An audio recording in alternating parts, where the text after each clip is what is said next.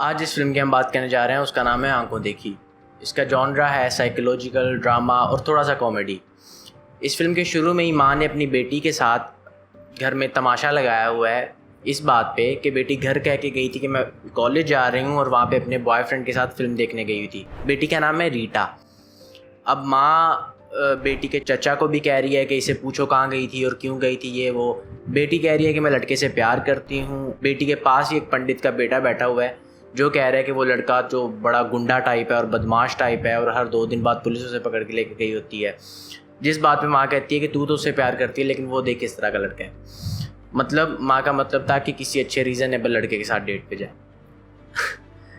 अच्छा, माँ कहती है कि तू तो उससे प्यार करती है लेकिन वो देख किस तरह का लड़का है। बेटी जो होती है वो बाप की काफ़ी लाडली होती है। बाप सबको पीछे करता है कि ठीक है छोड़ दो ये सब मामला ख़त्म होता है। और अगले दिन से वो जो लड़का होता है, लड़की का बॉयफ्रेंड, वो उनके घर पे कॉल करना शुरू कर देता है, जिस पे लड़की का चचा, उसका बाप और ये सबको काफ़ी गुस्सा हो जाते हैं और उसको पुलिस को लेके उस लड़के को मारने जाते हैं। जब उस लड़के को मारने जाते हैं तो वहाँ पे देखते हैं कि वो लड़का तो काफ़ी मासूम सा और मतलब बिल्कुल गाऊ लड़का है। जब देखते हैं कि लड़का काफ़ी शरीफ सा और मासूम सा है तो उसका बाप उस दिन से ये ठान लेता है कि आज के बाद बस उसी बात पे यकीन करूँगा जो मैं अपनी आंखों से देखूँगा। यानी वो उसका भाई अखबार पढ़ रहा है, वो कह रहा है इस अखबार पे यकीन ना करो, तुम सिर्फ उसी बात पे यकीन करो जो आंखों से देखते हो।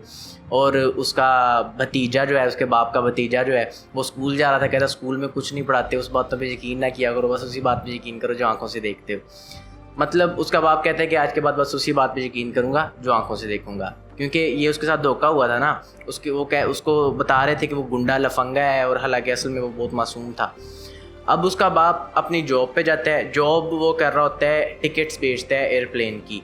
अब वो कहते हैं, उसको कॉल आती है कि अराइवल टाइम क्या है, डिपार्चर टाइम क्या है। वो कहते हैं मैं कुछ बता नहीं सकता, मैं कभी गया नहीं और मैं वही बात बताऊंगा जो मैंने आंखों से देखी हुई है। इस बात पे अब वो जो मालिक होता है वहाँ का, वो उसे डांटता है कि तुम टिकट बेचो, जो तुम्हारा काम है, तुम्हारा आंखों से देखना ज़रूरी नहीं है। अब इस बात पे उसका बाप जो होता है वो जॉब छोड़ देता है। अंकल यानी कि उसका बाप जो है, अंकल जी के जानने वाले जो होते हैं उनका मजाक उड़ाने लग जाते हैं इन बातों पे कि आप बताएं इस टाइम सुबह है कि शाम है, आप बताएं इंडिया का वज़ीर आज़म कौन है, प्रधानमंत्री यानी कि कौन है। और इन बातों पे वो कहता है मैं बस उसी बात पे यकीन करूँगा जो आंखों से देखूँगा। तो इस बात पे उसके रिश्तेदार और सब जानने वाले उसका मजाक उड़ाने लग जाते हैं। यहाँ तक कि अंकल को उनका एक जो पास बैठने वाला होता है वो कहता है कि शेर दहाड़ता है। अंकल कहते हैं कि नहीं, मैं नहीं मानता जब तक मैं आंखों से नहीं देखूंगा, मुझे क्या पता शेर भौंकता हो। अब वो ये देखने जाते हैं स्पेशली ज़ू में कि शेर दहाड़ता है कि भौंकता है। अंकल वहाँ पे शेर देखते हैं तो उसके बाद उन्हें यकीन आता है कि हाँ शेर दहाड़ता है। अब अंकल जॉब छोड़ देते हैं और उनके घर में कमाने वाले सिर्फ 2 ही लोग होते हैं, एक अंकल और एक उनका भाई यानी रीटा का चचा। अब जब वो देखते हैं कि अंकल ने जॉब छोड़ दी, अब कमाने वाला सिर्फ एक है, रीटा का चचा को जब पता चलता है कि अब मैं अकेला घर चला रहा हूँ तो वो कहते हैं कि जी मैंने अलहदा होना है, यानी कि मैं अलहदा अपना घर ले रहा हूँ। जिस बात पे अंकल काफ़ी नाराज़ हो जाते हैं कि मतलब क्यों अलहदा जा रहे हो ये वो, और वो उनको छोड़ के और चला जाता है। और ये इन दोनों की आपस में नाराज़गी हो जाती है, यानी अंकल की और उनके भाई की आपस में नाराज़गी हो जाती है। अब ये चल रहा होता है कि अंकल का जो ड्रामा होता है वो और बढ़ जाता है और अंकल कहते हैं कि मैं बोलना भी छोड़ दूंगा, मतलब मैं चुप रहूँगा, चुप रहने से मेरा ज्ञान बढ़ता है अंदर अंदर।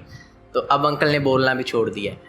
अब अंकल का जो एक बेटा है वो कुछ कमाता नहीं है, वो जुआ खेलने लग गया। जुआ जहाँ पे खेलता था उनसे उसने 28,000 रुपये उधार लिए और जुआ खेला और बाद में वापस नहीं कर सका, जिसकी वजह से उन्होंने आके अंकल के बेटे को मारा। अब अंकल जो हैं वो अपने मुरीदीन के साथ, यानी कि उनके पास जो आके लोग उनसे ज्ञान लेते थे, उनको लेके उस जुए वाले के पास गए हैं और उसके साथ मतलब बात कर रहे हैं कि तुम तो बहुत अच्छे हो और ये वो। अब वो जो जुए वाला था, जो ऑनर था वहाँ का, उसे अंकल पसंद आ गए। अंकल कहता है मैं आपको ये जुआ खेलना सिखाता हूँ। उसने अंकल को सिखाया और अंकल जी जुए में एक्सपर्ट हो गए, मतलब अंकल अच्छा जुआ खेलने लग गए। वो जो ऑनर था जुए वाली जगह का, उसने अंकल को अपने पास जॉब पे रख लिया, मतलब रीज़नेबल पे।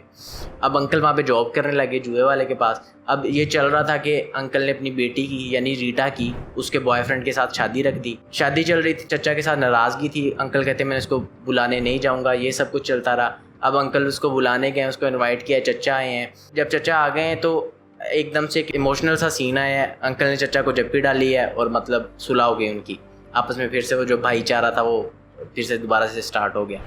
अब जब उनकी शादी हो जाती है तो अंकल अपनी बीवी को लेके एक जगह पे जाते हैं घूमने फिरने पहाड़ी इलाके में। अंकल के ज़हन में वहाँ पे जाने का एक मकसद होता है, लेकिन उनकी बीवी को वो नहीं पता होता।